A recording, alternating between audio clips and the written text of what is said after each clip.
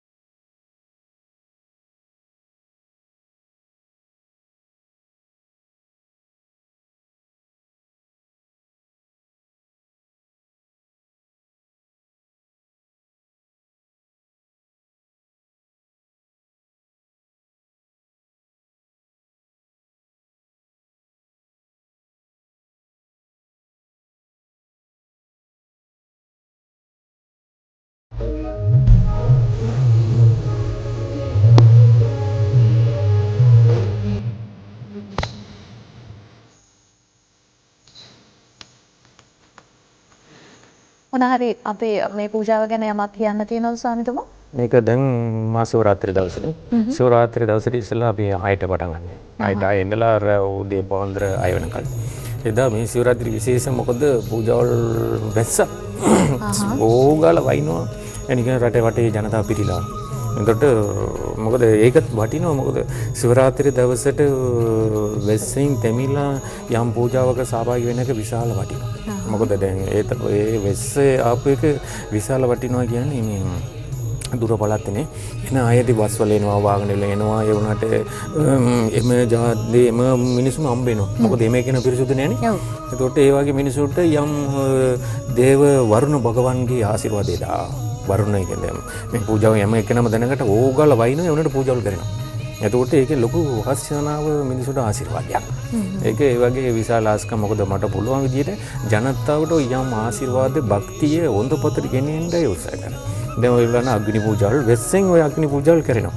මොකද එතකොට අපිට මේ පූජාවට කිසිම වෙස්ස වලින් කිසිම බාධාවක් අපිට උනේ නැහැ. ඒ නිසා මේ ශිවරාත්‍රි කියන්නේ විශාල වටින් එකක්. මේක කොහොම මේ බේත් ජාතිය කොහොම කියන්නේ අර වෙට්ටි වීර කියන්නේ ඔය ඉන්දියාවෙන් තියෙන්නේ.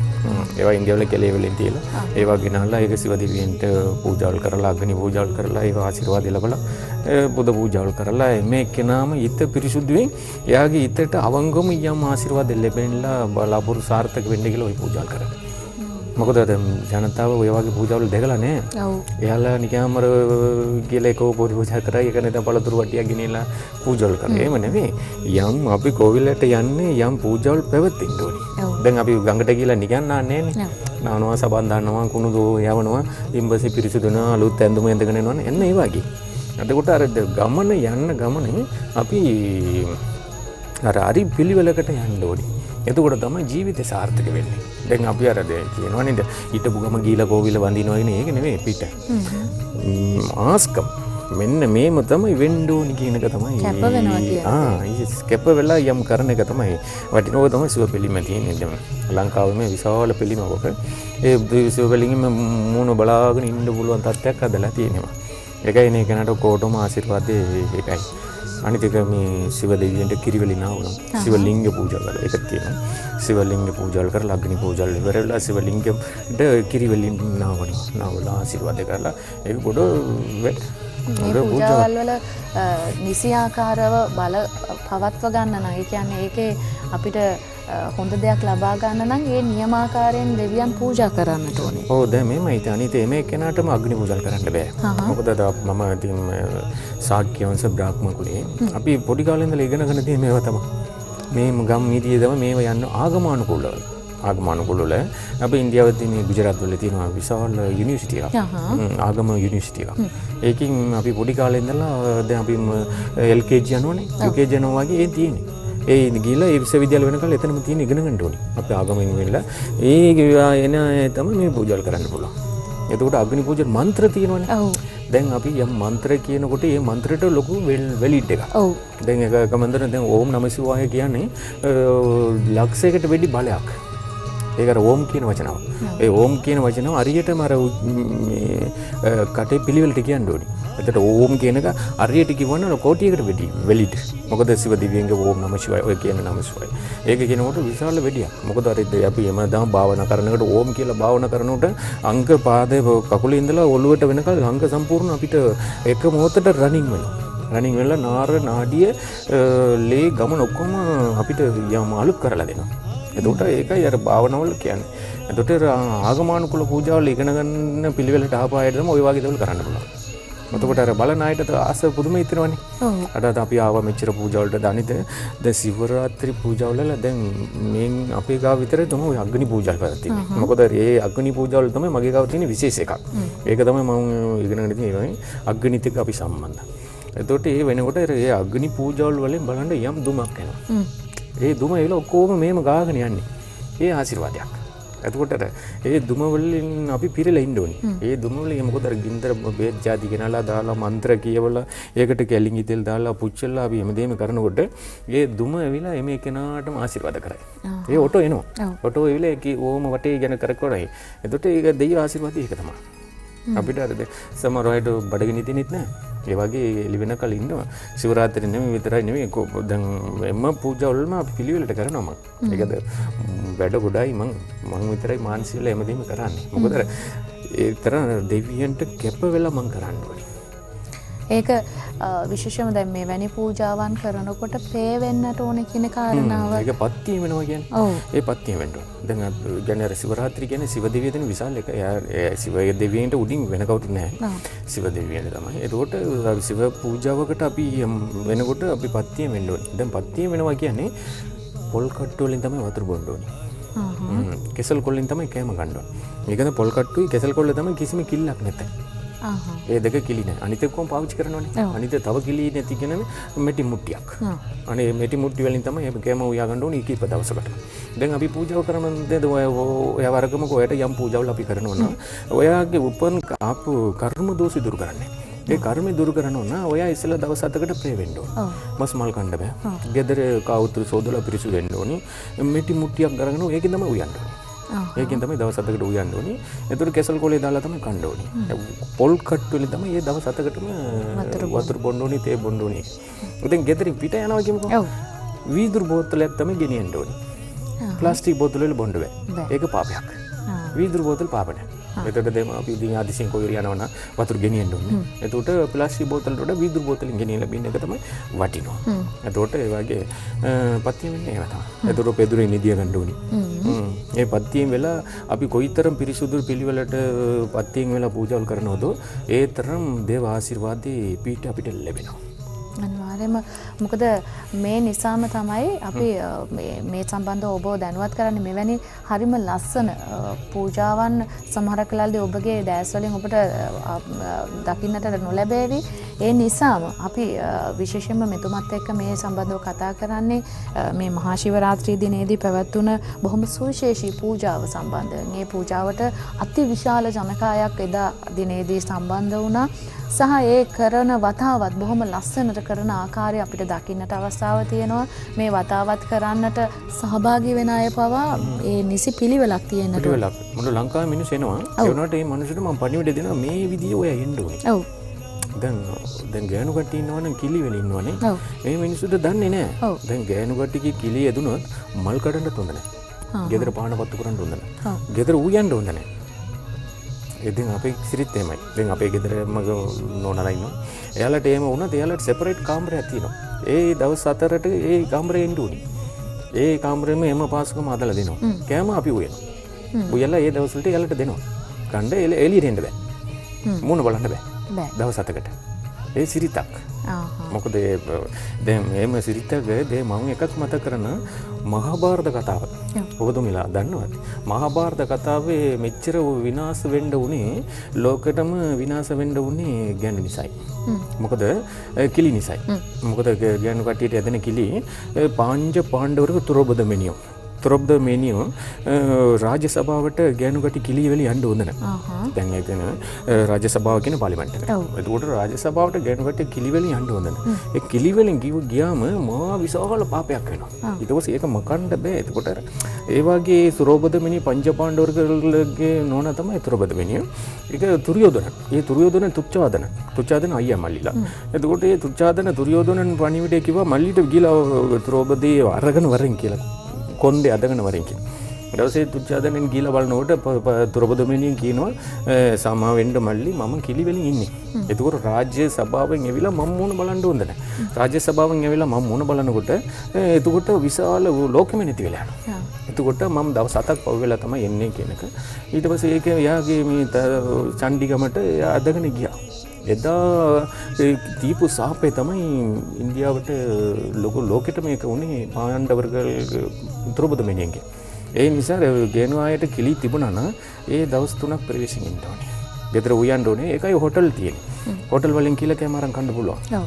එතකොට ඒ කිලි වලින් ගෑනු කටි කිලි ඊදින් පිරිමි කෙනාට උයලා දුන්නා කියමුකෝ. ඒ ලෝක සාපයක්. ඒක දන්නේ නැහැ කවුරුත්. එතකොට පාන පත්තු කරන්න ඕනෙත් නැහැ. ගෙවල් වල පන්සල් යන්න ඕන නැහැ. කෝවිල වල යන්න ඕන නැහැ. පළතුරු කපන්න ඕනෙත් නැහැ. කිසිම එකකට ආනි කරන්න බෑ. ඒක යම් කාන්තාවන්ට කාන්තාව සලකන්න ඕනි දෙවියන්ගේ වෙනුවෙන්. එතකොට දේව විරුවෙන් පරම්පරාවට ආපු කිල්ලනේ. ඒ දවස් 3ක් ඒගොල්ලෝ පාඩුවෙන් ඉන්න ඕනි.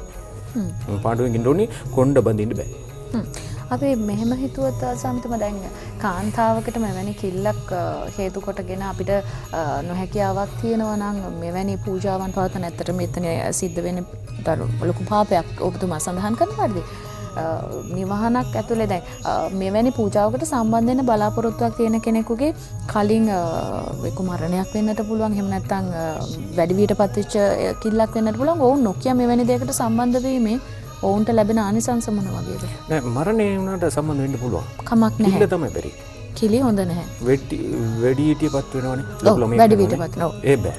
ඒක හොඳම නැහැ. බෑ. දරුවා හම්බෙනවනේ. ඔව්. බෑ. බෑ. ගෑනු වටින මාස කිල්ල එනවනේ. ඔව්. බෑ. ඒ තුන ඇරෙන්නට අනිත් එක. ඒකට ඒ වගේ මිනිස්සුන්ට තමයි අපි මේ වගේ වීඩියෝ නරඹන්නේ. හරියද ඒකට දැන් ගොඩ දුක් වෙනවනේ. අද මේ වගේ පූජාවට මට යන්න සම්බන්ධ වෙන්න බැරි වුණානේ කියලා. ඒකට ගෙදර ඉඳලා දුක් වෙනවනේ. ගෙදර ලෙඩ අම්මා ඉන්නෝනේ. ඒකට ඒගොල්ලෝ දුකෙන් ඉන්න නිසා ඒපයි මම තීරණය කරේ මේ පූජාවල අපි පෙන්නනවා. ඔව්. එතකොට දැන් ටීවී බලනකොට මිනිස්සුන්ට එතන ඉඳලා වඳින්න පුළුවන්. අඩ ලබන අවුරුදු මමත් යන්න ඕනේ. එතකොට ඒලට අර ගෙදර ඉඳලාම ගෙදරින් ආශිර්වාද හම්බෙනවා. හා. එතකොට අර ජනතාව විනුවෙන් අපි යම් පීට වෙන්න පුළුවන්. දැන් බුදුහාමුදුරුවෝ එහෙමනේ කියන්නේ. ඔයාට එන්න අමාරු නම් එතකොට පණිවිඩය ආගන්න. පණිවිඩය දෙන එක නා හරි එකක් දෙන්න ඕනේ කියලානේ. ඔව්. එතකොට මට පුළුවන් හරි පණිවිඩය දෙන්න. එතකොට ඒකයි මම මෙච්චර මානසික වෙලා ඔය අප දැන් කිරිවලින් ආවන්න යන්නේ. සිවලිංග පූජාවල් කරලා. ඒක විශාල මිනිස්සු විලා සිව පූජාවල් කරලා ඒ කෝටම ආශිර්වාදය ගන්නවා. දැන් මේම ඉතින් අපේ ගෝවිල ටිකක් පොඩි. හැබැයි එම පාසුකම උතන තියෙනවා. එතකොට මිනිස්සු පිළිලා අර මානසික නැතුව අර කලබල නැතුව ඒ කටයුතු කරගෙන කොච්චර සෙනඟ පිරුණත් ඒ ඉඩකඩ මදි ප්‍රමාණය එහෙම වෙන්නේ නැහැ. එහෙම වෙන්නේ නැහැ. ඒක තමයි. ඔව්. අනිත් එක සිවරාත්‍රි මේ සිවරාත්‍රියට විශාල ආස්කම් කියන්නේ වරුණ. වරුණ. ඒ කියන්නේ පංච පූදම් කියන්නේ නේ. වරුණ උලංග පොළොව එම එකනම එකතු වෙලා යම් අග්නියට අපි සංගමම් කරලා ආපු ආයත කෝගගම නම් මත කරලා අපි බුද කරනවා සෙවලගෙන. අනේ අපිට මේමයිද අපි මිනිස්සුනේ. අපි නොයෙක් වර්ධි කරනවානේ. අපිට එම්මදේම වර්ධි කරනවා. වචනවල වලින් වර්ධි කරනවා. ඒකට යන ගමන වර්ධි කරනවා. කුඹියට ගන්නවා. එම්මදේම අපි මිනිස්සු වින්නේ මිනිස්සු කියන අර තණ්හාවනේ. ඒ තණ්හාවට එම්ම වර්ධිම කරනවානේ. ඒ දෙවියන්ට කියලා අපි යමක් කියනකොට දෙවියෝ අපිට පිට වෙනවා. එදා සිවරාත්‍රි දවසට විතරයි. ඒත් පිට. දැන් ඔයාලට මම එක උදාහරණයක් කියන්නම්. ඒකයි මොකද අද පළවෙනි දින අපි යම්පින්නේ. දැන් මම සිව දෙවියන්ගෙන් කරෙන් බලන්න නාගයා ඉන්නවනේ. ඔව්. එතකොට නාගයා ඉන්නකොට ඝන දෙවිය ගිහිලා සිව දෙවියන්ට පූජා කරා මල් දාලා. එතකොට සිව දෙවියන්ට විතරයි ඕක කරන්නේ. එතකොට නාගයා සිව දෙවියන් ගාව ඉඳලා බැලුවා දන්නවා වුණා. අඩා ඝන දෙවිය මටත් පූජා කරනවනේ එහෙම කියලා. ඊට පස්සේ සිව දෙවියෝ වඩා උඹලා එහෙම නෙවෙයි. ඉතින් එක වෛරාගනේ. ඊට පස්සේ ඝන දෙවියන්ගේ සිව පූජාවල් ඉවර වෙනකල් සිව දෙවිය පාඩුවෙන් හිටියානේ. පාඩුවෙන් ඉඳලා ඊට පස්සේ නාගයා ඩක් ගාලා ගලවලා විසි කරා. නාගොද්දික එළියට දැම්මා. දැම්මලා ඊට පස්සේ නාගයෝ මේනිය බැලුවා මේ මොකද්ද අපි මේ මොනවද උනේ කියන. ඊට පස්සේ එයා කිව්වා ඔයාට තණ්හාව වැඩි. ඔව්. තණ්හාව වැඩි කියන්නේ දැන් යම් පූජාවල් කරන්නේ මට තමයි කරන්නේ. එතකොට මට මගේ ඇඟ ඉන්නවා කියලා ඔයාලට තණ්හාවට එහෙම වෙන්න බෑ. ඒකට ඔයාගේ වරදි මොකද්ද කියලා ඔයා තේරෙන එකල් ඔයාගේ ඒ පරම්පරාවටම යම් ආත්මෙම නැති වෙන්න කියලා සාප කරා.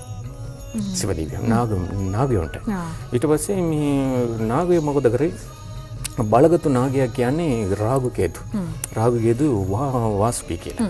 එතකොට මේගොල්ලෝ කොහොම එක තීරණය කරලා යම් රැසීමකට ආවා. රැසීම් කරා. දැන් සිවදීවිය අපි අයින් කරන්නේ. එතකොට කිසිම කෙනෙක් අපි පිළිගන්නේ නැති එහෙම කියලා නාග ලෝකේ. නාග ලෝකේ කියලා ඊට පස්සේ ඒගොල්ලෝ කොහොම රැසීම කරලා රාගු කේතු එයාලව දෙම සිව දෙවිය ගාවලා මේ පණිවිඩ ගිනියලා අපිට යම් සෙතක් ආශිර්වාද ලැබලා දෙන්න කියලා. ඊට පස්සේ සිව දෙවිය බැලුවා හරි රාගු කේතු අනිවාර්යෙන් අපිට අවශ්‍යයි. එන් ගිල ඊට පස්සේ රාගු කේතුග සිව දෙවිය පණිවිඩ දුන්නා මා සිවරාත්‍රි දවසට. නාග ලෝකේ මලකෝම එකතු වෙලා ලිංගයට පූජාවල් කරලා අභිෂේක කරන්න. එදාට මම ඔයාට ආශිර්වාද කරන්න කියලා. එහෙම ආශිර්වාද ලබා ගන්න තමයි ඉම්බොසු නාගයා වුනේ. ඉතින් අද දවසේදී අපි රාශි විශේෂාංගයත් එක්ක රැඳුණු ඔබට අවස්ථාව ලබා දුන්නා මහා ශිවරාත්‍රි දිනේදී පැවැත්වුණ අති සුවිශේෂී පූජාව නරඹන්නට. අපි විශේෂයෙන්ම එතුමන්ට ස්තුතිවන්ත වෙනවා. අපිත් එක්ක සම්බන්ධ වුණා හාස්කම් පිරුමු බණ්ඩාරවෙල ශ්‍රී ශිව භද්‍රකාලී අම්මාන් කෝවිල ජාත්‍යන්තර පාණ්ඩව ජ්‍යොතිෂ ගුප්ත විද්‍යා උපාධිධාරී වාස්තු විද්‍යා ප්‍රවීණ පාණ්ඩව ජ්‍යොතිෂවේදී ආචාර්ය ශර්මා ස්වාමීතුමාට ස්තුතිවන්ත වෙනවා. නිරෝගිමත් දවසක් ලැබෙන්න කියලා ප්‍රාර්ථනා කරනවා. බොහොම ස්තුතියි. සුබ දවසක්.